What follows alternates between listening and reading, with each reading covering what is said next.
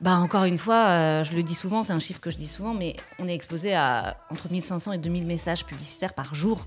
Donc ton cerveau, même si t'es Einstein, et à un moment, il peut pas tout retenir. La façon de faire des créas, les messages sur les créas, la façon d'aborder les approches créatives. En B2C, il y a beaucoup de créativité, les gens ils tentent des choses. En B2B, faut pas sortir de ce que tu disais, tu sais, les codes un peu boring. Et quand t'as la tête de Xavier Niel avec en dessous marqué ce PDG est con, tu te dis mais qu'est-ce qu'ils font les... Donc, et t'as envie de comprendre. Ce PDG est concerné par le bien-être de ses collaborateurs. Beaucoup de boîtes B2B ont beaucoup à apprendre des codes du B2C, notamment sur les sujets médias. Le meilleur exemple pour ça, c'est Red Bull. La meilleure stratégie de content media ever, c'est Red Bull. Ils sont devenus un média à part entière. Ouais, au final, sur un an, on a un ticket de 500 000 euros. Avec 500 000 euros, tu fais une campagne d'une semaine dans le métro à Paris. Je veux dire, ça n'a rien à voir.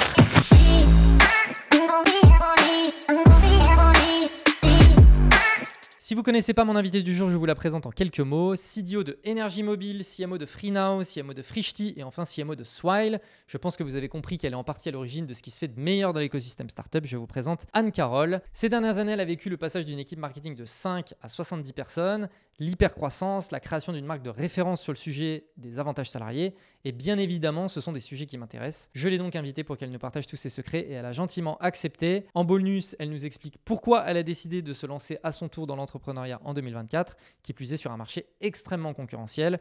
Vous aurez l'occasion de l'entendre en parler dans quelques minutes. Mais avant de démarrer, n'oubliez pas un like, l'abonnement, les 5 étoiles. Merci beaucoup et bonne écoute. Bon, Anne-Carole, toi donc, tu as un début de parcours qui est très B2C, très orienté média, et ensuite tu as basculé vers le B2B. En quoi est-ce que tu penses que ce background très B2C média, c'est un avantage quand tu rentres dans le milieu B2B ? Alors, très bonne question. Est-ce que c'est un avantage ? Je sais pas. Je t'avoue que quand je suis arrivée dans le B2B, je suis arrivée un peu par erreur. En fait, c'est Loïc Soberan qui est venu me chercher. Alors, je lui ai dit, écoute, ça fait 10 ans, 15 ans que je suis dans le B2C, je connais rien en B2B et ça m'intéresse pas des masses, j'avoue. Et il m'a dit, justement, c'est lui qui m'a dit, justement, je veux vraiment mettre les codes du B2C au service du B2B. C'est exactement ce que j'ai fait avec mon produit et c'est ce que je cherche. Et finalement, je lui dis, OK, appliquons les recettes du B2C au B2B. Essayons justement de dépoussiérer vraiment tous ces codes que vraiment les conventions avaient établi depuis de nombreuses années, voilà, et donc justement réfléchir à l'insight consommateur, réfléchir à ce que le client veut, lui parler vraiment de ses bénéfices plutôt que juste du produit pur et dur. Finalement, ça change la donne et ça nous a permis notamment de créer cette marque Launcher puis Swile. Ouais, moi j'avoue que, et tu vois, on en parlait en off juste avant, je pense que beaucoup de boîtes B2B ont beaucoup à apprendre des codes du B2C, notamment sur les sujets médias. Et tu vois, c'est un truc assez bête, mais par exemple, bon, je pense à de la publicité, parce que c'est un milieu que tu vois, je côtoie beaucoup, que ce soit sur des pubs LinkedIn ou des pubs Meta, etc.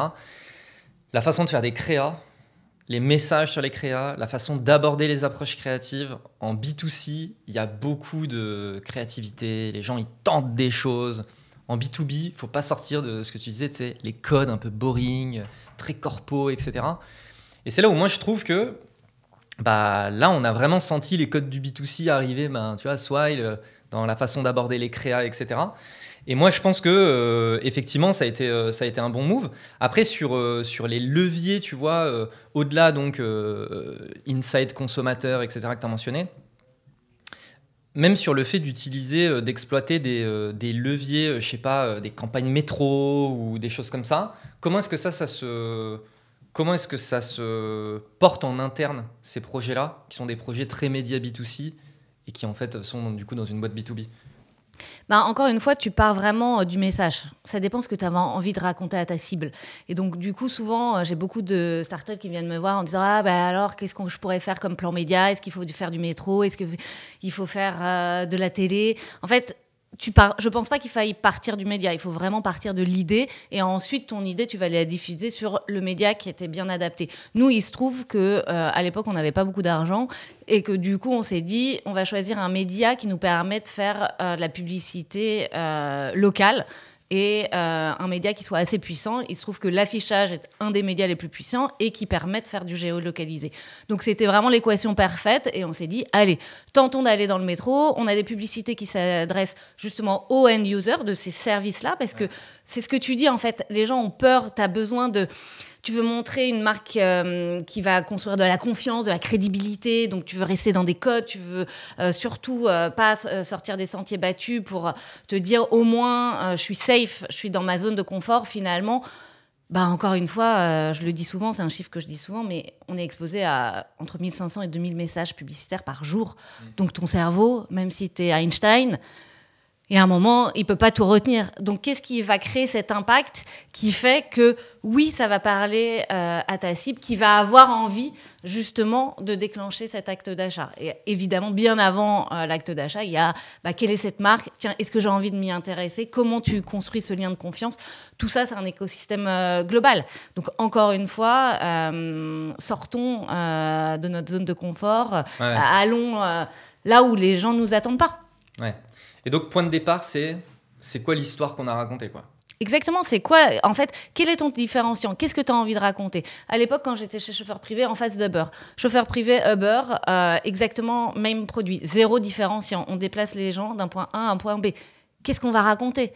Et ben là, on cherche, quelle est notre personnalité, notre positionnement. La différence était que on était un acteur français à un moment où tout le monde commençait à se dire, en fait, j'ai envie de consommer local, j'ai envie d'aider des boîtes françaises qui développent l'économie en France. Et ben, on a fait un panneau dans la gare de Lyon qui disait, nous, on paye nos impôts en France.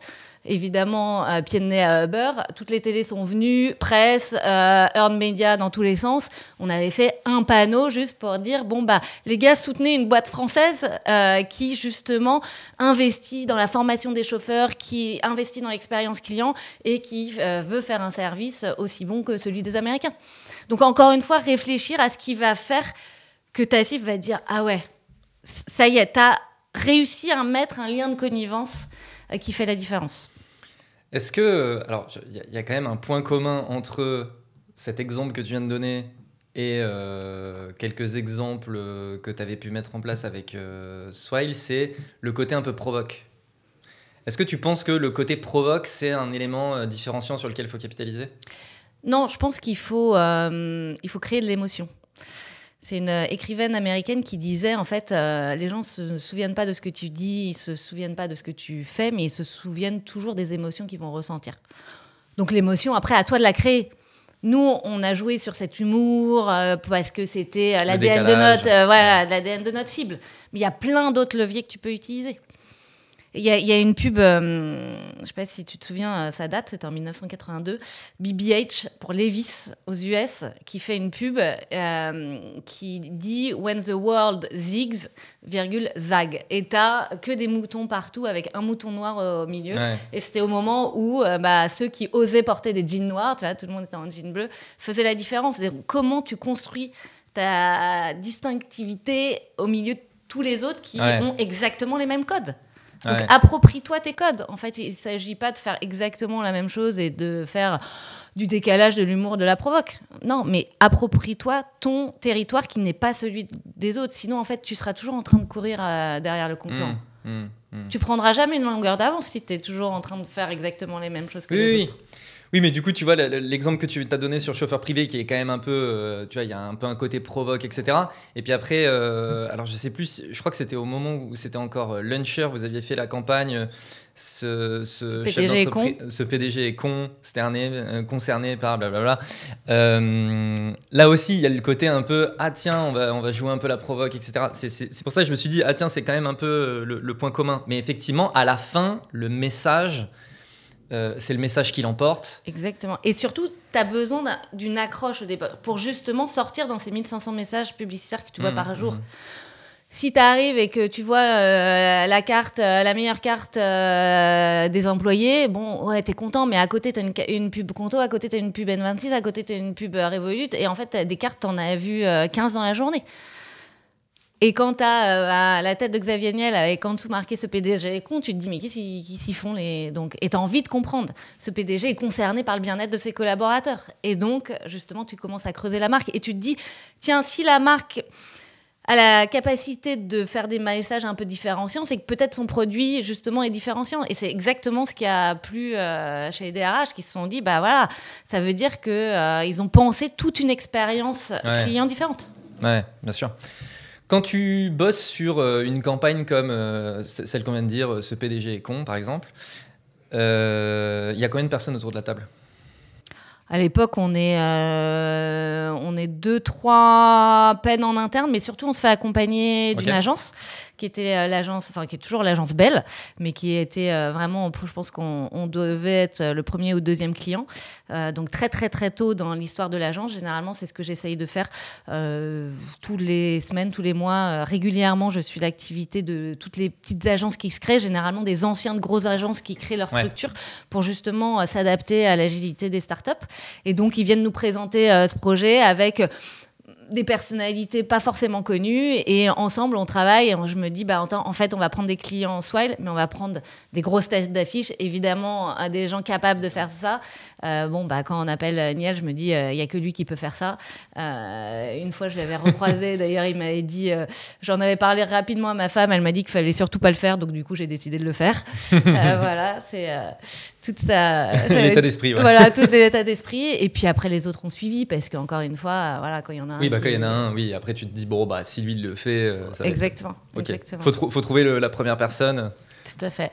Okay. Mais finalement, non, on n'est pas tant que ça. Côté agence, ils sont aussi petite équipe. Nous aussi, équipe très resserrée. On arrive à faire la campagne dans un timing très short, et on la décline sur les médias masse dont tu as parlé, mais également en street marketing, sur les réseaux sociaux. Et puis tout d'un coup, on se dit, punaise, on a ce PDG est con, on a mis 15 000 € de médias, et puis tout d'un coup, tout le monde en a parlé. On en parlait, média, encore une fois derrière, exactement. C'est de la folie. Ouais, je me souviens vraiment de cette campagne. Donc c'était il y a quelques années déjà. De septembre 2019.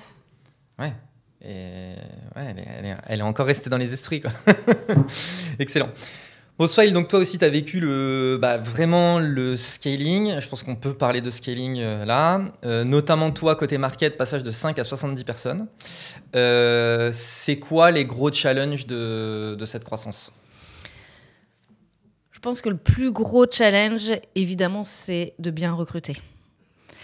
De bien recruter et de réussir à garder ta culture. Donc, évidemment, une fois qu'on s'est dit ça, ça paraît facile. On a fait beaucoup d'erreurs.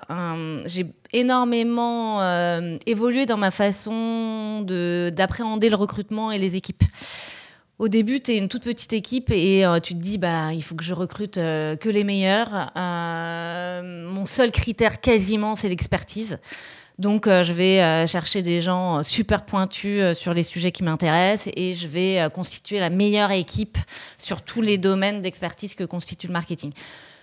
Tu te rends compte que, en fait, ça peut marcher quand tu recrutes de manière assez pragmatique et pas trop rapide. Mais en fait, quand tu onboardes 10, 15, 20, 50, 100, 200 personnes par an, je parle au global de la boîte, c'est extrêmement compliqué d'avoir un très bon onboarding. Et ensuite, d'avoir justement une intégration, une expérience collaborateur qui dure dans la durée. Chez Swile, on avait justement travaillé un très bon onboarding pendant 1 semaine. Mais en fait, au bout d'1 semaine, les gens arrivaient dans le grand bain, et puis tu te prenais un train qui allait à 500 km/h. Et puis là, en fait, c'était super dur. Et donc, du coup, ton sentiment d'appartenance, de pouvoir du collectif pouvait être mis à mal, parce que, en fait, un onboarding, ça ne dure pas 1 semaine. Un onboarding, ça doit durer sur plusieurs mois. Et donc, c'est là où, avec Loïc, on a passé des heures carrées à réfléchir à comment designer la meilleure expérience employée, et qui finalement impacte vachement sur la façon de recruter des équipes, la façon de les onboarder, la façon de les faire grandir, la façon dont tu set up tous tes process people. En fait, c'est toute une mécanique qui paraît simple au début, mais qui est beaucoup plus complexe qu'elle n'y paraît, puisque c'est toute ta culture dont tu parles qui est le tuteur de cette plante assez fragile qui grandit très très très vite. Mais cette culture, ce tuteur, c'est celui qui doit te maintenir dans les coups de vent, quoi. Ouais. Et s'il n'est pas solide, en fait, ça part dans tous les sens. C'est quoi le bon moment pour se pencher vraiment sur la définition de sa culture? Parce qu'il y a, tu vois, il y a quand même aussi une réalité qui est de la même manière que quand tu montes une boîte, en fait, tu as ta vision de départ et puis en fait, elle est, je vais pas dire mise à mal, mais en tout cas, elle est challengée par la réalité du marché, et tu vois, la croissance, etc. J'ai le sentiment que la culture, au début, tu pars avec des intentions, puis en fait, tu te rends compte que, etc. Et surtout quand tu scales et que voilà, il y a les challenges que tu viens de citer. C'est quoi le bon point de départ? Comment faire évoluer ce truc-là? J'allais dire avant même de commencer ta boîte. Ouais.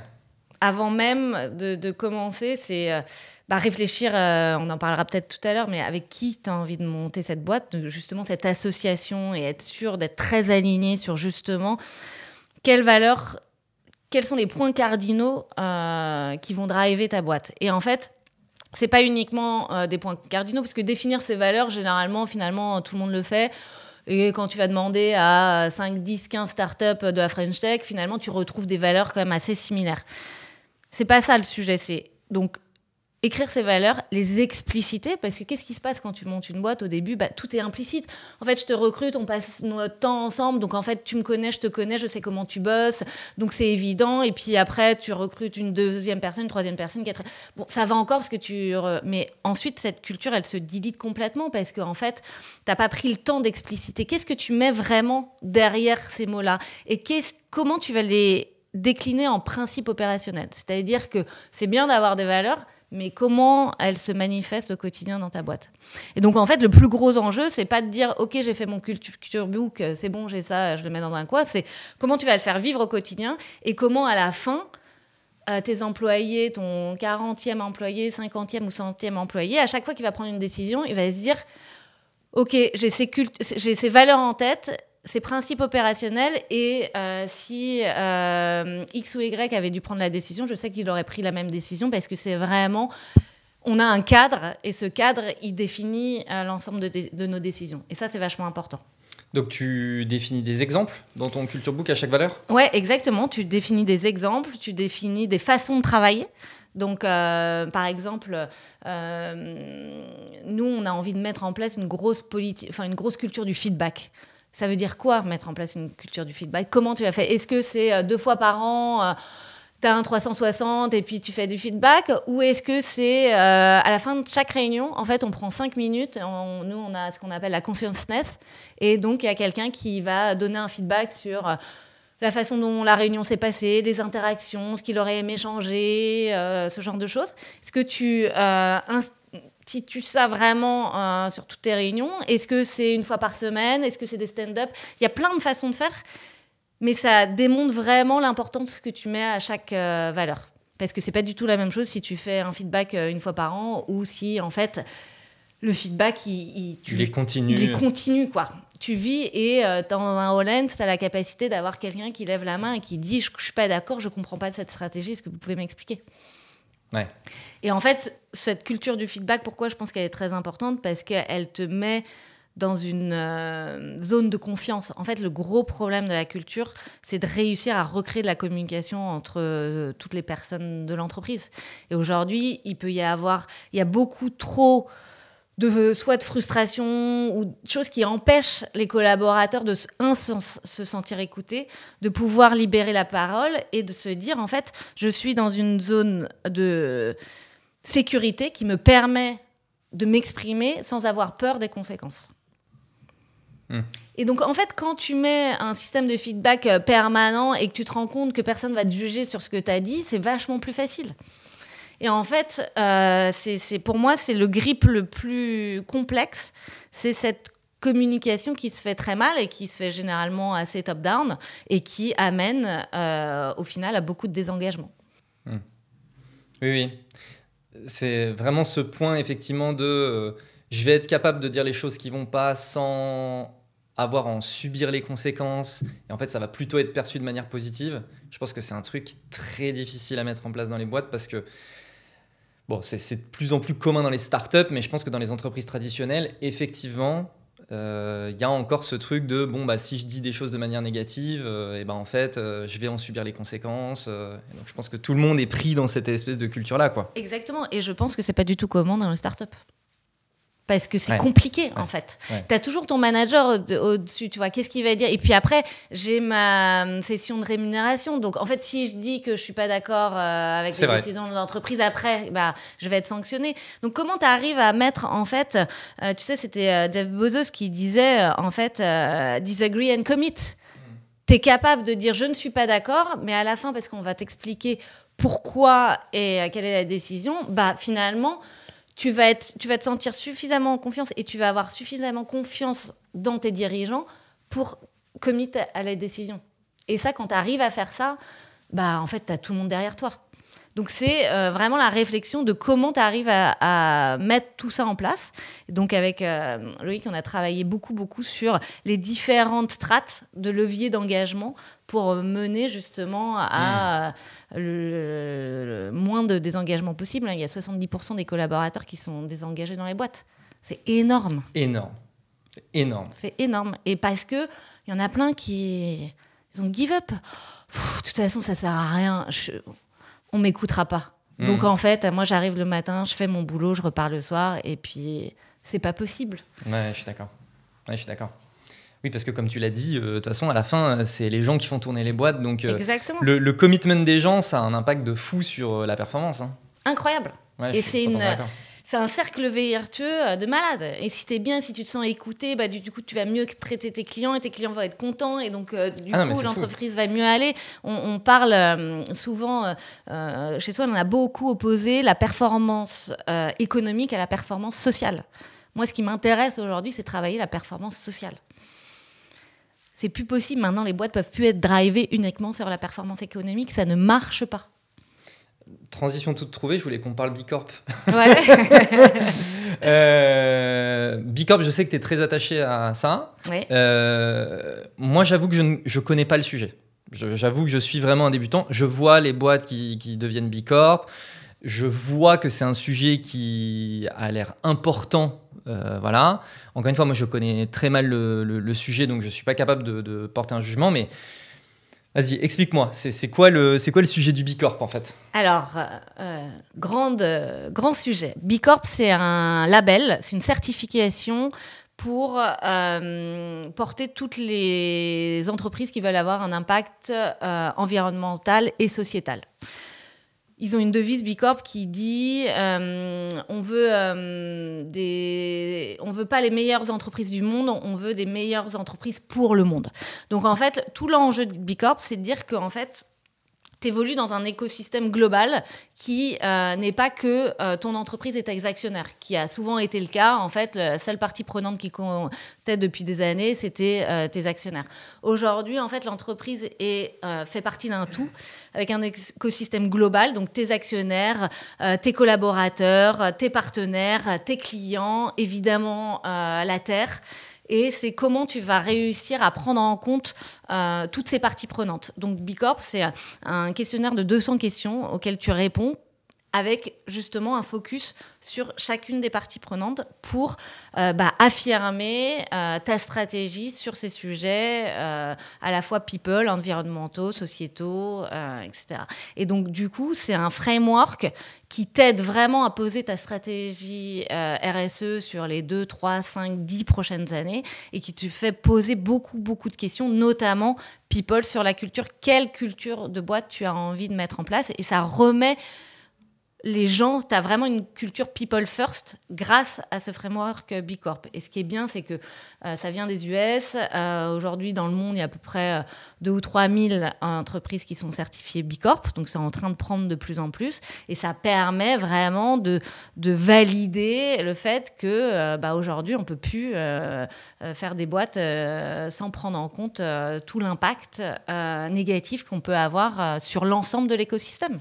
Et donc, c'est comment tu transformes tout ça avec l'objectif d'avoir un impact positif au global. Ok, alors c'est intéressant. Et surtout, est-ce que tu dirais que... parce qu'on pourra en parler après, on va en parler après, mais donc là, tu es en train de lancer tu t'es lancé toi-même dans un projet entrepreneurial. Est-ce que tu te dis qu'une boîte en création, finalement, partir de ce framework et du questionnaire Bicorp pour commencer à poser un peu les fondations de sa culture ou se dire, bon, bah, en fait, vu qu'il y a beaucoup de questions, ça va nous challenger, c'est des questions hyper intéressantes à se poser au démarrage d'une boîte et se mettre entre associés, répondre aux questions ensemble pour voir si on est aligné sur les intentions, etc. Est-ce que tu penses que c'est un bon exercice ? C'est génial. Franchement, c'est une opportunité exceptionnelle. Et toutes les boîtes qui sont créées il y a plusieurs années, Bicorp n'existait pas. C'est une chance aujourd'hui de pouvoir créer une boîte et de se poser day one sur ces sujets-là. Donc nous, justement, on peut pas avoir la certification Bicorp parce qu'il faut avoir 1 an d'exercice fiscal, mais il y a un label qui s'appelle Bicorp Pending, donc qui te permet en fait de te dire voilà où j'ai envie d'être dans 1 an. Et en fait, c'est tellement structurant sur tout, sur les outils que tu utilises, sur la façon que tu vas coder, sur les gens que tu recrutes, sur la politique people que tu mets en place. C'est vachement plus facile de te poser des questions au début plutôt qu'après. Chez Swile, un petit clin d'œil aux équipes RSE qui ont fait un boulot incroyable. Je crois que la soumission a été là très récente. Ça a mis plus d'1 an et demi parce que c'est un projet de boîte et évidemment les enjeux Bicorp quand tu es une boîte de 1000 personnes sont pas du tout les mêmes que quand tu es en création d'entreprise. Donc quand tu as mis vraiment ces fondations très solides qui te permettent de dérouler ton plan, bah, c'est beaucoup plus facile que quand tu dois tout détricoter et que tu dois dire et tu vas faire prendre conscience aux gens. Ça a été un peu un combat pour faire comprendre. Tu sais, évidemment, on est tous passés sur l'enjeu de la rentabilité à tout prix. Donc, tout le monde se disait, mais pourquoi tu nous embêtes avec tes sujets Bicorp alors que là, notre enjeu, c'est d'être rentable. Mais en fait, justement, ça va nous permettre d'être rentable parce que ça va s'étoper tellement de choses structurantes que l'impact au global va être positif et va avoir justement des effets sur toute la chaîne de valeur. Ça demande quand même d'y croire. Ah oui. Tu vois ? Et pour revenir sur des enjeux marketing, tu vois, c'est un peu comme le média. Investir dans du média, ah oui, mais c'est quoi le ROI ? Oui, attends, ça va venir, mais par contre, ça va faire du bien, tu vas voir. Tu sais, il faut croire à l'impact de ces décisions et l'importance sur le long terme, etc. Et je pense qu'effectivement, il n'y a pas tout le monde qui croit encore suffisamment à l'impact positif que c'est capable d'avoir sur une boîte, le fait d'investir autant de temps et de machin, c'est dommage. Je pense que celles qui n'investissent pas demain seront les entreprises qui seront mortes, clairement. Ouais. C'est plus possible, en fait. Que ce soit en termes d'impact global, même pour le consommateur, en fait, les gens ne veulent plus consommer des boîtes qui ne prennent pas en compte tous ces sujets-là. Les ressources de la planète sont limitées, je pense que tout le monde l'a bien compris.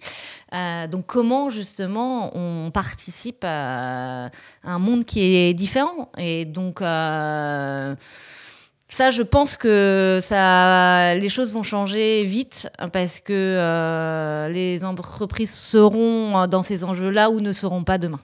Ok, bon. On revient sur des enjeux marketing. Ouais.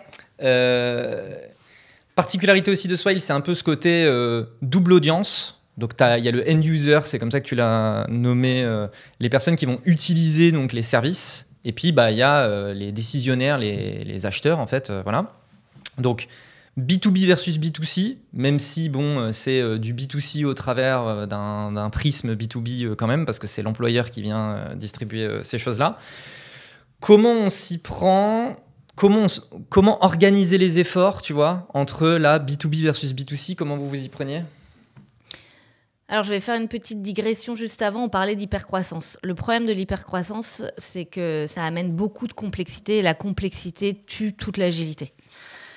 Donc, le seul enjeu que j'ai toujours gardé en tête, c'est comment casser cette complexité.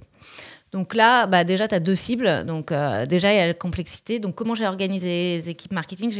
J'ai organisé en squad. Donc j'avais 5 squads différentes qui étaient vraiment toutes drivées par un enjeu très clair, North Star métrique, qui, on va pas refaire tous les sujets des OKR, mais qui était très relié aux enjeux de l'entreprise. Et donc notamment, j'avais plusieurs squads, et une squad qui était dédiée aux enjeux B2C de notoriété de marque, et une squad qui était dédiée aux enjeux B2B. Comme ça te permet d'avoir vraiment un focus très clair avec des équipes cross-fonctionnelles. Donc, à l'intérieur de chaque équipe, tu as la capacité d'aller adresser tout le funnel marketing et tu n'as pas du tout de dépendance d'une équipe à une autre. Parce que le gros problème de l'agilité, c'est que généralement, en fait, toi, tu as envie d'avancer vachement vite sur un projet, mais tu as besoin du graphiste qui, lui, a déjà un autre projet. Tu as besoin du dev, mais en fait, le dev, il t'a mis dans son backlog. Et donc, c'est insupportable.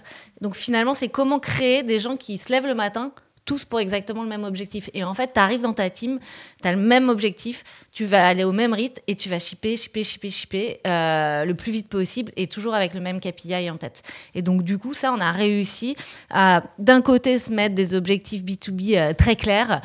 Qu'est-ce qu'on veut aller chercher comme lead? Quel doit être l'apport du marketing? Et de l'autre côté, comment on veut construire cette marque avec cette image très forte, cette communauté de fans qui était très important pour ensuite faire grandir la communauté grâce à du bouche à oreille et grâce à tout ce qu'on a réussi à mettre en place, le referral, la grosse puissance du marketing, c'est réussir justement ensuite à démultiplier l'efficacité de tes actions parce que en fait, tu as ta base qui est de fans qui partagent la bonne parole de manière automatique, quoi. Là, dans ce que tu dis, j'ai l'impression qu'il y a une vision très performance côté B2B et une vision très brand côté B2C. C'est un bon résumé? C'est un bon résumé parce qu'en fait, tu as vraiment besoin de ce funnel qui est vraiment top of the funnel, qui nourrit le bas de funnel. Et donc, les deux doivent être très complémentaires. Donc, c'est vrai que tu as raison, il y avait ces squads. Ce qui est important pour que ces squads marchent bien, c'est qu'on ait un gros travail de roadmap en amont. Donc, tous les trimestres, on passait au moins un mois à bien définir justement les enjeux du trimestre et de vérifier que le travail des squads était complémentaire et allait dans la même direction pour éviter de faire une marque à 5 têtes et de partir dans toutes les directions. Mais oui, il faut évidemment nourrir le haut du funnel, construire cette marque que les gens aiment, dans laquelle ils ont confiance pour ensuite pouvoir avoir des accroches B2B et les deux départements travailler énormément ensemble parce que finalement, encore une fois, tout leur levier marketing B2B n'étaient pas des leviers uniquement produits, mais justement des leviers qui étaient issus de la brain pour nourrir d'autres choses dont les décideurs avaient besoin. Oui. On reboucle un peu sur ce qu'on disait tout à l'heure de tout part du message. Exactement. Vu que tu construis ton message au niveau de ta brand, naturellement, au niveau de ta perf, tu sais que tu as déjà des éléments que tu peux aller piquer et ça va venir nourrir tes efforts. Exactement. Je me permets d'interrompre l'épisode pour vous présenter Bulldozer, l'entreprise derrière la production de ce podcast. Bulldozer est un collectif spécialisé en marketing et growth et notre job, c'est de maximiser la performance marketing et commerciale des entreprises sur l'ensemble de leur funnel, donc de la génération de leads à leur conversion et leur rétention. Pour ça, on s'appuie sur différents leviers, le premier étant notre pool de plus de 200 experts qui composent le collectif et qui nous permettent d'adresser des sujets aussi divers que la demand gen, l'outbound, le SEO, les RevOps, etc. Ainsi qu'une méthode de travail scientifique, data-driven et qui exploite ce qui se fait de meilleur en termes d'outils et technologies. On a accompagné plus de 200 clients depuis notre création en 2022 et parmi nos références, on trouve des super boîtes comme Aircall, Salesforce, Payfit ou Mooncard pour ne citer qu'elles. Si vous aussi, vous souhaitez faire de votre marketing non plus un simple générateur de leads ou de notoriété, mais bien un générateur de revenus, je vous mets un lien vers notre site internet en description. Écrivez-nous, je pense qu'on peut faire de très belles choses ensemble. Allez, on reprend. Ok. Content as media. C'est toi, encore une fois, on en parlait en off juste avant, la première fois que je lis cette expression, content as media, c'est toi qui me l'a donné. Effectivement, soit le gros effort de média, vous avez même créé un média. Ouais. Comment on s'y prend pour transformer un peu ce mindset, tu vois, dans une entreprise, de passer d'une vision très contenue à une vision vraiment média? Alors, c'est exactement lié à ce qu'on vient de se raconter. C'est-à-dire que tu as tes deux squads, Brain, Performance. Donc, quand ta Brain a les moyens de raconter son histoire et de nourrir le funnel B2B, tout fonctionne. Dans l'histoire de Swile, on est passé de food tech à work tech. Oui. Donc, déjà, pour nous, en interne, ça nous a mis un moment quand même de faire passer la vision, la compréhension de comment on voulait impacter l'expérience employée. Autant te dire que sur le grand public et même sur la cible des RH, expliquer qu'on est une work-tech, déjà, qu'est-ce que c'est que la work-tech ? C'est un mot qu'on a quand même inventé in-house. Qu'est-ce que vous voulez faire ? Pourquoi ? Parce que je croyais que vous faisiez des cartes tickets restaurants. Donc, qu'est-ce que vous venez nous faire, nous parler du monde de la work-tech ? Donc, en fait, tu as deux chemins. soit tu nourris cette squad brain, mais là, tu peux pas la nourrir juste avec tes petits efforts. Tu dois investir des millions et des millions en médias pour expliquer, voilà, on est un acteur de la WorkTech, on veut changer l'expérience employée, on veut faire cette super app qui va réunir l'ensemble des avantages salariés. Soit tu fais ça et t'investis des millions et des millions, ce que nous n'avions pas, nous étions toujours pas rentables, rappelons-le.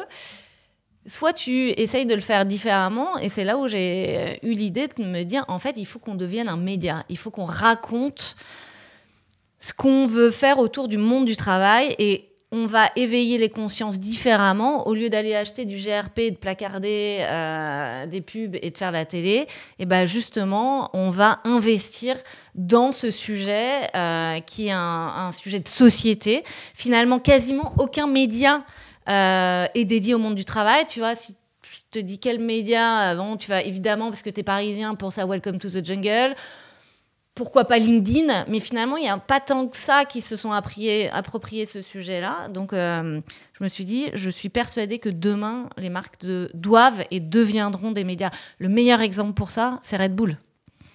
La meilleure stratégie de content média ever, c'est Red Bull. Ils sont devenus un média à part entière.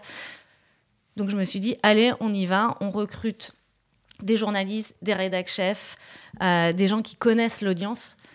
Et on ne fait pas du content marketing B2B à la papa. Excusez-moi pour tous ceux qui font du content B2B marketing. À la papa, certainement très bien. Mais ça reste de la performance marketing. Moi, ce que je voulais, c'était casser les codes, encore une fois, et éveiller les consciences. Et sur un sujet où, en fait, tous les DRH de France et du monde sont aujourd'hui confrontés à ces sujets de le monde du travail a changé. Et finalement, c'est peut-être une des professions avec post-Covid qui a pris le plus cher parce que toutes tes références ont volé en éclats.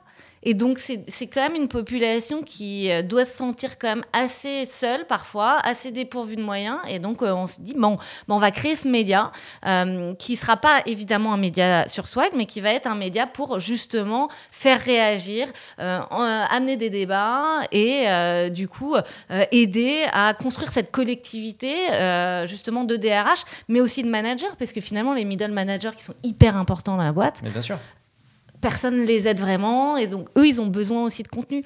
Donc j'ai recruté une petite équipe qui venait des médias et qui a monté ça d'une main de maître en un temps record et aujourd'hui on est super contents. The Daily Swile existe à la fois sur les réseaux sociaux, à la fois sur le web. On est présent, enfin ils sont présents maintenant sur beaucoup d'événements et ça permet de crédibiliser énormément la marque. Ça nous permet de rentrer aussi avec des grands comptes, ça nous permet de gagner des appels d'offres, ça nous permet beaucoup de choses. Ah ouais. Et donc la puissance au global est vraiment une puissance collective. Et donc en fait finalement l'impact sur l'ensemble de la boîte est beaucoup plus fort que si on avait fait juste des campagnes de com pour dire bon bah voilà, regardez-nous, on est rentré sur la WorkTech. Ouais. Donc, encore une fois, c'est comment tu arrives à créer des conversations. Et les conversations autour du monde du boulot, elles sont infinies. Ah oui, elles sont infinies. Et donc, voilà, là, la qualité et la performance des équipes médias, c'est de savoir justement adapter le bon discours en fonction de chaque média. Donc, tu vas évidemment pas parler de la même façon sur TikTok ou sur Insta ou sur LinkedIn ou sur ton site. Et réunir justement toute cette communauté autour de ces sujets-là, qui sont un boulevard et qui façonnent la vie de demain. Donc, voilà, je crois beaucoup aujourd'hui à la capacité des marques à prendre des sujets comme ça et donc du coup à produire beaucoup de contenu, à interroger des gens, à confronter des expériences, des points de vue, à mettre en lumière plein d'initiatives qui sont faites partout et du coup ça permet justement, on parlait de culture tout à l'heure, de se poser la question, est-ce que j'ai envie de mettre en place la semaine de 4 jours, est-ce que je suis au bon stade de maturité? Est-ce que j'ai envie de mettre un congé en endométriose? Est-ce que j'ai envie de... Il y a plein de choses qui, du coup, font réagir et aident chacun à se poser les bonnes questions. Oui, puis le sujet du travail, c'est un sujet de société, en fait. Exactement. Donc, effectivement, les débats, les discussions, etc., sont infinis.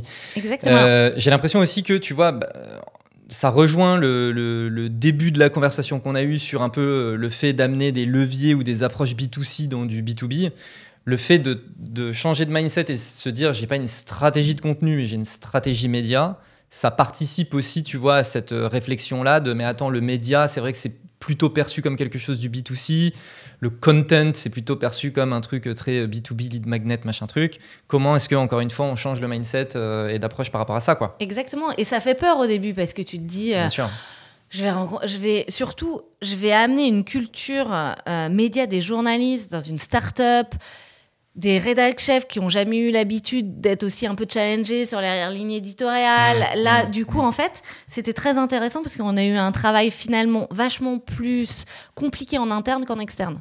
Il a fallu vachement expliquer pourquoi on faisait ce média-là. Parce qu'au début, les Swiler disaient vous avez parlé de la semaine de 4 jours et des vacances illimitées. Pourquoi nous, on n'a pas la semaine de 4 jours et les vacances illimitées? Non, mais ce n'est pas un média sur la culture RH de Swile. C'est un média sur le monde du travail. Et donc, on est là pour justement mettre en place des débats. Et évidemment que la semaine de 4 jours, elle peut être très bien dans une société à un moment donné, à un stade de maturité, et pas du tout appropriée pour une autre. Donc, c'est comment, justement, prendre le recul, mais permettre à chacun de pouvoir mener sa réflexion, encore une fois, éveiller les consciences et faire un pas vraiment sur cette performance sociale qui doit commencer et continuer à maturer dans la tête des dirigeants.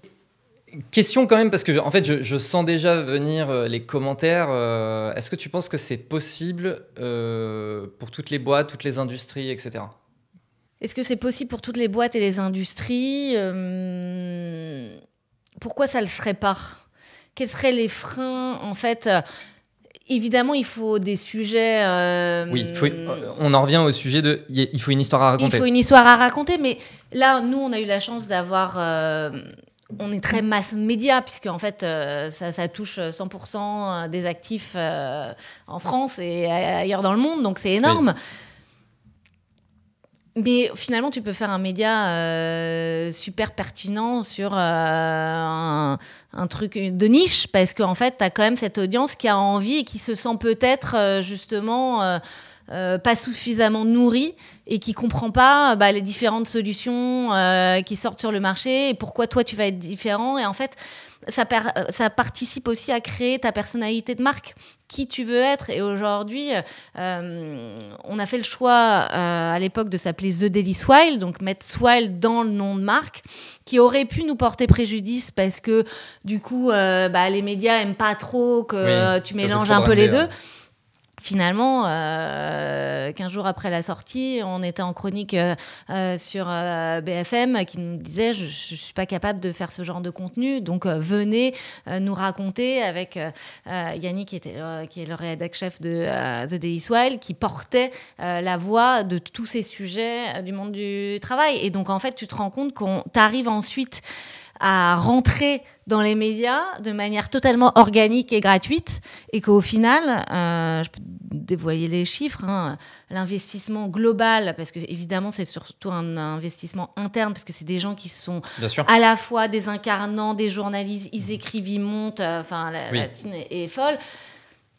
Ouais, au final, sur un an, on a un ticket de 500 000 €. Avec 500 000 €, tu fais une campagne d'une semaine dans le métro à Paris. Je veux dire, ça n'a rien à voir. Oui. Et l'impact que tu crées sur le long terme, à la fois en interne et à la fois en externe... game changer. Game changer.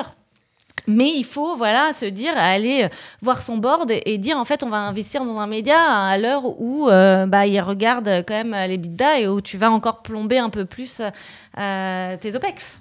Mais on en revient à ce sujet de il faut y croire. Il faut y croire, exactement. Et c'est vrai que pour le coup, j'ai eu la chance d'être accompagnée justement, que ce soit Loïc ou le board, de gens qui voulaient y croire. Et je crois qu'aujourd'hui, ils ne regrettent pas de l'avoir fait. Et c'est que le début. Et donc, je pense qu'il y a, de la même façon que quand on a communiqué au début avec Launcher et avec ses communications un peu disruptives, à un moment, tout le monde a commencé à se mettre un peu dans cette même brèche et tu te rends compte qu'il y a des choses qui bougent dans la communication. Je suis persuadée que, il y a des marques qui vont essayer de se frotter à cet exercice et tant mieux, c'est super important. Mais allez chercher les bonnes personnes, ne recrutez pas des marketeurs. C'est pas les gens du marketing qui savent faire du média. C'est des mindsets complètement différents. C'est le milieu du média, c'est les journalistes, etc. C'est les gens qui savent créer une audience, en fait. Et donc, pour créer une audience, encore une fois, on revient toujours à la même chose. Qu'est-ce qui intéresse l'audience ? De quoi les gens ont envie de parler ? De quoi, quelle information on a besoin de leur donner ? Et comment on va ensuite fragmenter cette audience pour la diffuser sur le plus grand nombre de la manière la plus efficace possible. Et ça, après, ça a une puissance de frappe qui est incroyable. Il suffit de regarder les exemples des derniers médias ces dernières années qui se sont créés. Quand ton contenu est bon, le reste suit mécaniquement. Okay. Et après, ça crée aussi un sentiment de fierté, tu vois, les équipes de The Daily Soil, c'est un peu de l'intrapreneuriat, tu vois, ils ont monté justement. Donc, comment, dans une énorme scale-up comme Swile, t'arrives quand même à créer justement cette agilité de créativité qui fait que... puis prise d'initiative, exactement, etc. Et que tu continues justement à lutter contre la bureaucratie, les process, tout ce qui fait que en fait, t'avances plus. Et que tu te souviens et tu te disais, mais tu te souviens, il y a 5 ans, on est arrivé à shipper 3 versions de l'app en 2 semaines, et là maintenant, non, il y a des façons justement de changer ces choses-là. Et je pense que Swile a réussi à pas mal matcher tout ça. Ok. Bon, tu n'es plus chez Swile. Non, c'est vrai. J'ai tellement vécu l'aventure Swile que c'est comme si j'y étais encore. Mais je n'y suis plus. Voilà, tu n'es plus chez Swile. Tu as toi-même souhaité lancer ton propre projet. Vas-y, je te laisse en parler. Bon, moi, j'ai un peu vu les petits messages, machin, j'ai regardé un peu, évidemment, mais je te laisse expliquer. Je pense que tu le feras bien mieux que moi. Alors déjà, peut-être la raison de justement ce switch entre Swile et l'entrepreneuriat, c'est vraiment la suite logique après 5 ans à avoir travaillé justement sur cette expérience employée. La petite voix qui trottait dans ma tête de me dire tiens, et si je commençais justement d'une clean sheet, on l'a dit, c'est compliqué de commencer B Corp une fois que ta boîte a quand même pas mal de legacy, que tu as fait beaucoup de choses. Qu'est-ce qui se passerait si là j'avais une feuille blanche et que je remontais une boîte from scratch ? Donc j'avais ce petit truc derrière la tête quand même qui trottait, et en même temps me dire que je me sentais pas de le faire toute seule, et que l'importance justement de trouver les bonnes personnes pouvait vraiment faire la différence. Et un jour, Eduardo m'a appelé. Donc Eduardo, on se connaît depuis une 15aine d'années. Il a monté Keldoc à l'époque, et puis un fonds d'investissement très connecté dans la French Tech. Donc voilà, le réseau classique qu'on connaît. Et il me dit, écoute, j'ai une idée de boîte, je pense qu'on peut faire un truc incroyable, on peut faire une boîte rentable, vite, déjà, ah bon, vas-y, raconte, incroyable. Et en plus, ça tombe bien, c'est une boîte qui potentiellement, qui serait dans le secteur de la téléphonie mobile. J'ai commencé dans la téléphonie mobile en 2003, donc je lui dis, vas-y, dis-moi en plus. Et il me dit, voilà, j'ai envie de faire une application qui propose des eSIM pour permettre à tous les voyageurs dans le monde de se connecter à Internet. Là, il me dit, tiens, est-ce que tu connais les eSIM ? Parce que c'est pas du tout connu. Bon, il se trouve que, ayant bossé dans la téléphonie mobile, je savais ce que c'était qu'une eSIM. Mais donc, une eSIM, c'est comme une SIM physique, classique, que tu as dans ton téléphone, sauf qu'elle est digitale.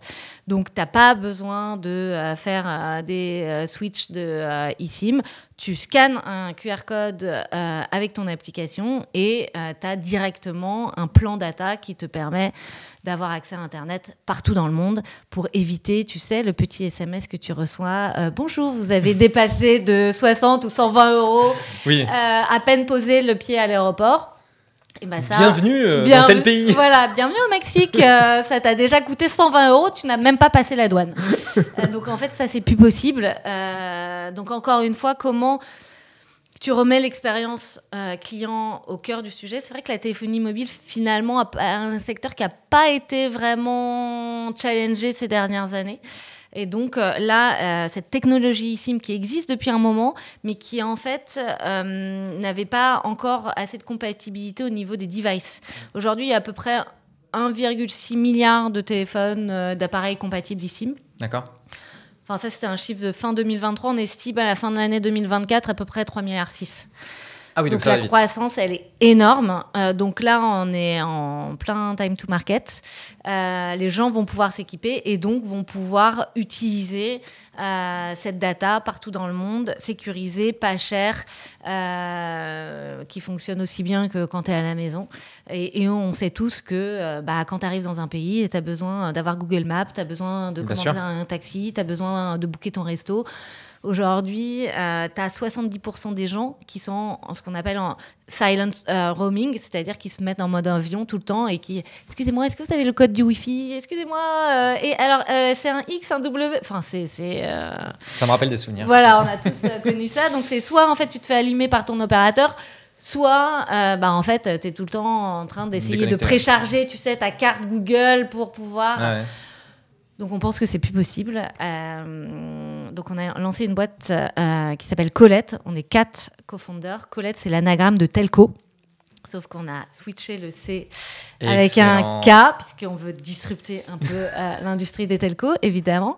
Et donc, les ingrédients principaux, c'est justement remettre l'expérience client au cœur de tout ça. Il faut savoir que l'industrie des telcos, c'est un des pires NPS de toute industrie confondue. D'accord. Les gens n'aiment pas leur opérateur. T'as forcément eu un problème avec ton opérateur qui, soit t'as entubé sur du hors forfait, soit a pas répondu à tes questions, soit de toute façon, ils essayent toujours de trouver un moyen de faire en sorte de gagner plus d'argent. Et donc forcément, on veut sortir de tout ça. On veut créer, cet opérateur en qui tu peux avoir confiance, qui est là pour toi avec une application simple, une installation super seamless, des innovations sur la partie service client, parce que le gros challenge, c'est d'avoir réussir à être sur du mass market. Donc, nous, on est très...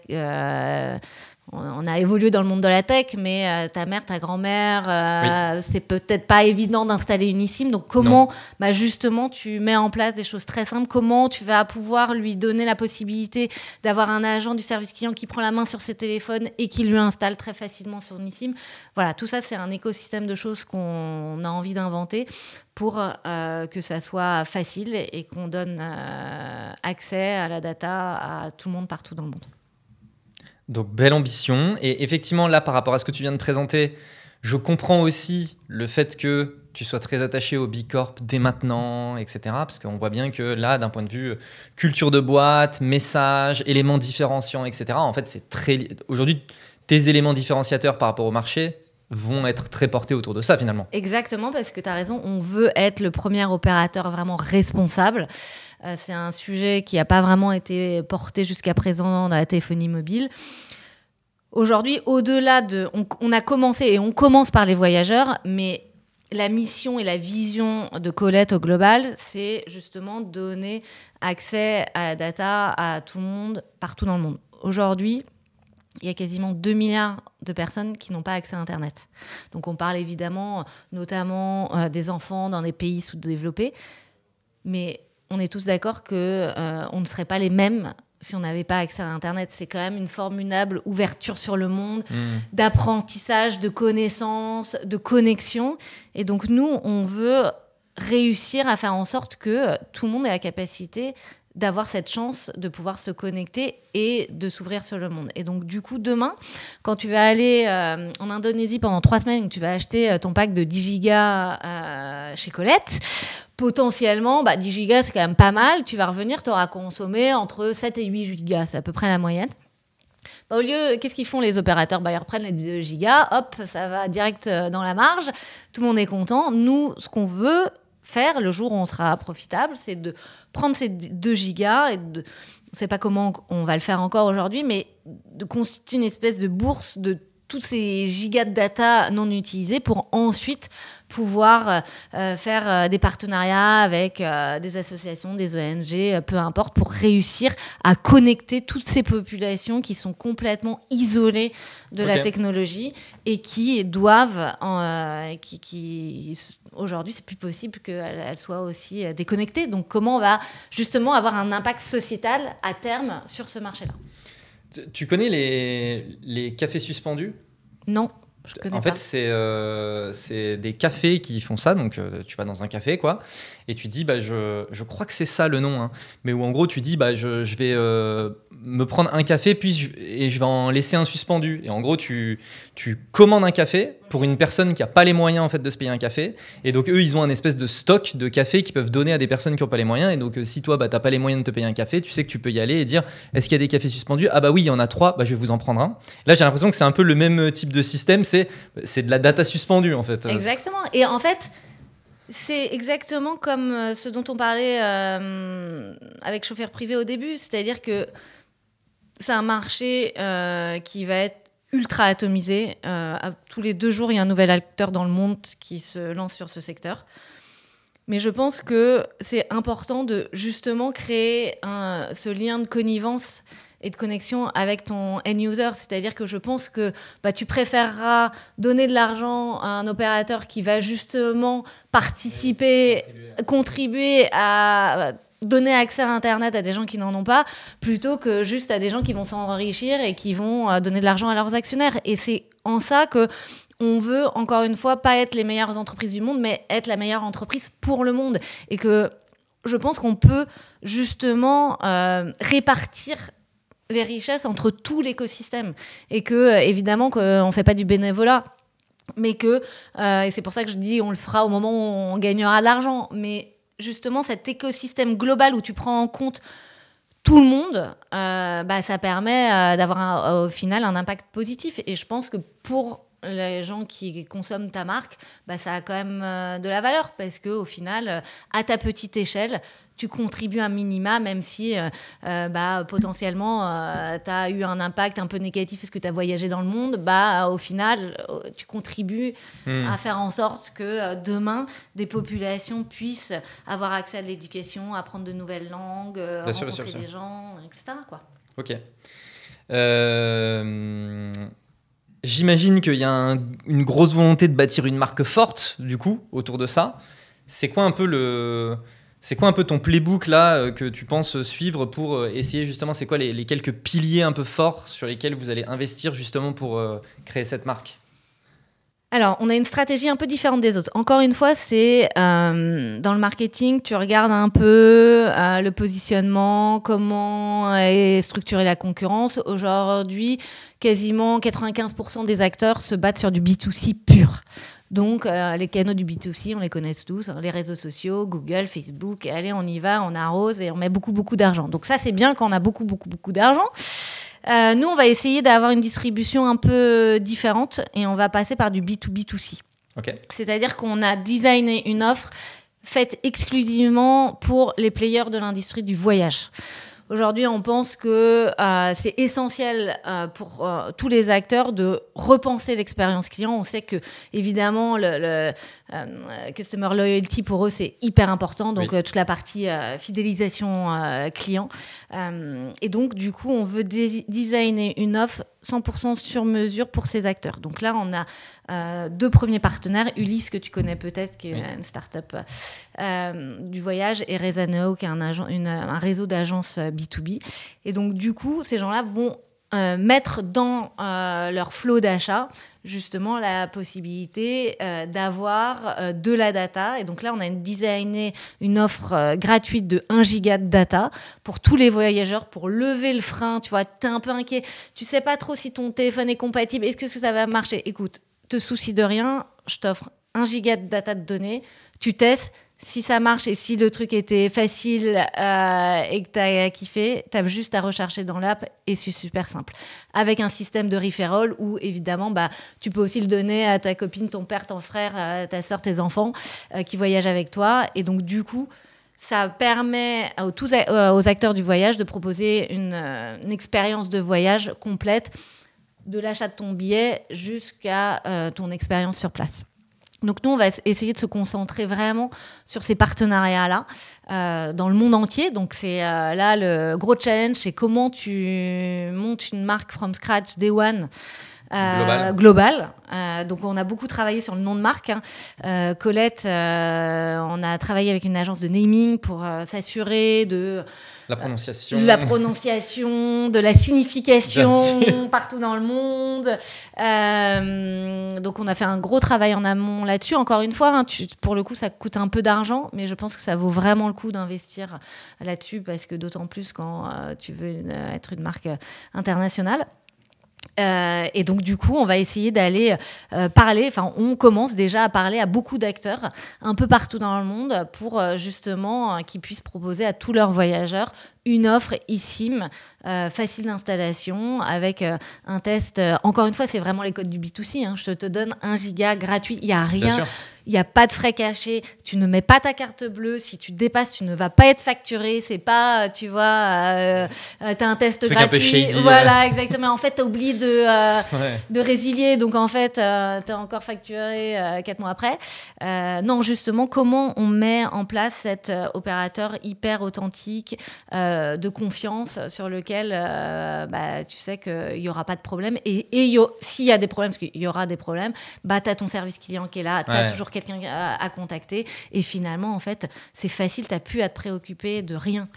Il y a rien de pire. Moi je suis allée en vacances cet été avec mes enfants, t'es obligé, tu leur dis, tu restes en mon avion, oui, je te promets, voilà, une demi-seconde sur l'équipe, t'en as pour 60 €. Les vacances commencent mal. T'as plus envie de ça. Il faut vraiment éradiquer ça. Et on est d'accord que, donc j'ai bien compris effectivement la stratégie, opérateur de voyage, etc. Mais moi, tu vois, ce que je m'imagine, c'est que ces opérateurs-là, ils vont te demander un truc en marque blanche ou ce genre de choses. Là, ça fait pas partie des négos, ce genre de sujet ? Je suis pas sûre qu'ils veuillent forcément faire de la marque blanche parce que finalement, si tu arrives à avoir justement une marque forte qui est plébiscitée par les users, on va justement faire très attention, avoir une bonne réputation. Du coup, c'est un tiers de confiance. Ouais. Et donc, du coup, t'offres ce truc-là. Évidemment, toute la partie service client est gérée par nous, donc ils veulent pas être non plus associés forcément les sujets de customer care à leur marque. Et donc, en fait, tout l'enjeu va être de réussir à créer cette marque que les gens vont vouloir utiliser, encore une fois, qui potentiellement aura cet impact sociétal global qu'on veut aller chercher. Donc, finalement, c'est s'associer aujourd'hui. On voit tous les partenariats qui se font avec les marques. Finalement, quand tu as 2 marques fortes qui s'associent, tout le monde gagne. Ah ouais, complètement. Il va falloir qu'on construise cette marque forte. On a encore beaucoup de chemin, on en est qu'au début. Mais je pense qu'on arrivera justement à les convaincre de l'importance de garder notre marque qui se différencie justement des autres qui se sont déjà lancés, qui sont sur des problématiques très servicielles, quoi, tu vois, mais pas du tout d'émotionnel sur les marques. Ils n'ont pas du tout travaillé les marques pour le moment. Ouais, ok. Et surtout, moi, il y a un truc que je trouve très intéressant dans ce que tu viens de dire, c'est que, en fait, tu vois, dès que je t'ai demandé comment tu vas faire pour créer la marque, premier sujet que tu m'as mentionné, c'est le sujet de la distribution. Et en fait, je pense que c'est un point. Beaucoup de gens qui veulent se lancer dans le sujet brand et qui se disent je veux créer une marque forte, etc. Ils vont tout de suite essayer de penser, tu vois, à des campagnes. Tu vois, tout de suite tu penses à des campagnes, mais en fait le sujet de la distribution c'est aussi un élément hyper puissant de ta marque en fait. Exactement, il est clé. Et au début en fait, quand tu construis une marque, l'enjeu c'est Sam Altman qui dit ça dans un podcast que j'ai écouté là récemment, qui disait en fait il faut vraiment avoir il disait le truc le plus important c'est le love, quoi, c'est pas les followers. Donc en fait tu peux acheter du follower facilement avec de l'achat média, mais la question c'est est-ce que tu arrives à avoir une communauté suffisamment forte qui va croire en ton produit, et est-ce que tu vas avoir de l'attraction. Donc pour moi au début il faut surtout pas investir en marketing, en tout cas en achat média, parce que ça biaise complètement ta perception de l'attraction naturelle de ton produit. Donc déjà mets dans les mains des users ton produit et vois ce qui se passe. Est-ce que nous, on a été super contents. Une des premières réactions des gens, ça a été Ah mais attends, du coup, je pars avec ma copine, comment je fais pour lui donner accès ? Parce que pour l'instant, c'est fermé en B2C puisqu'on a une distribution B2B. Et en fait, quand en première réflexion, c'est comment je le fais pour le donner à ma copine ?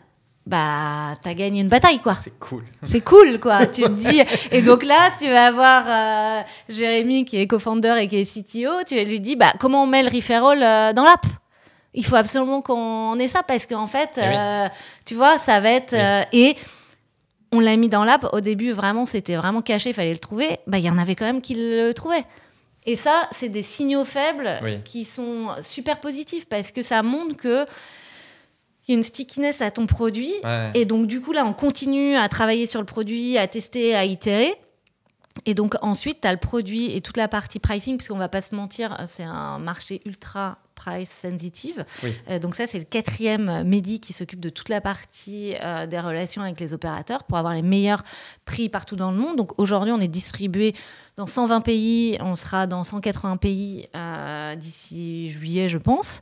Donc il y a un gros boulot pour justement avoir le meilleur pricing possible, parce que c'est quand même la proposition de valeur.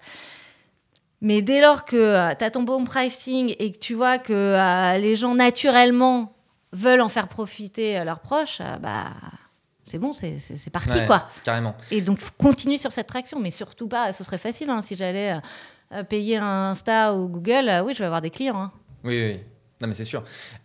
Mais ça me fait beaucoup penser, votre système de referral, en fait, il me fait beaucoup penser à celui de Dropbox, tu sais, où j'ai 500 mégas de Dropbox. Tu veux 1 giga, soit tu payes, soit tu invites quelqu'un. Tu vois, c'est un peu le même système, quoi. Et le système de referral de Dropbox, ça a été un gros contributeur de leur croissance. Donc là, voilà. Puis ce que tu disais aussi, c'est t'offres 1 giga, mais vous savez que la moyenne, c'est 7. Ouais. Enfin, c'est 70% de la consommation. Voilà. Donc, a priori, tu vois, voilà. Et puis, au pire, si les gens ils consomment qu'1 giga, ils auront vu la valeur. Potentiellement, ils auront été au contact du service client, ils auront vu qu'il y avait de la réactivité. C'est un super moyen de construire la brain. Ouais, et dans les tests qu'on a fait, alors c'est un petit échantillon parce que c'est que du Friends and Family, tu as environ 60% des gens qui top up, tu vois, donc qui rechargent parce qu'en fait, l'expérience était bonne. Donc ça, encore une fois, c'est des bons signaux qui montrent que ça fonctionne. Les gens, facilement, tu vois, on leur a rien expliqué. Ils trouvent... Après, il y a tout l'enjeu. On a essayé de mapper justement la bonne expérience client pour que quand tu arrives à 80% de ta consommation, tu aies ton push notif qui va bien pour pouvoir recharger, pour que tu sois pas dans la panade si jamais tu es au milieu de nulle part. Mais en fait, ça fonctionne. Et on a aussi une innovation qui est un peu différente par rapport aux autres, qui est en fait cette eSIM, tu l'installes une seule fois et ensuite tu peux aller partout dans le monde. À chaque fois, tu rachètes des plans pour les pays différents de manière très facile, alors que la majorité des concurrents, eux, ont fait une eSIM par pays. Ce qui t'oblige à réinstaller à chaque fois une eSIM. Sachant que tu peux avoir que 2 SIM ou eSIM maximum activés dans ton téléphone. Ok. Bon, c'est des beaux challenges. Ça va être, ça va être intéressant de suivre ça. Très, très cool. Ça va être sportif, mais en même temps super excitant. On se dit souvent que quand on n'a pas de concurrence et qu'il n'y a pas de marché, là, on a beaucoup de concurrents. Donc, on est sûr qu'il y a un énorme marché. Et on pense qu'on peut faire justement une innovation client vraiment différenciante.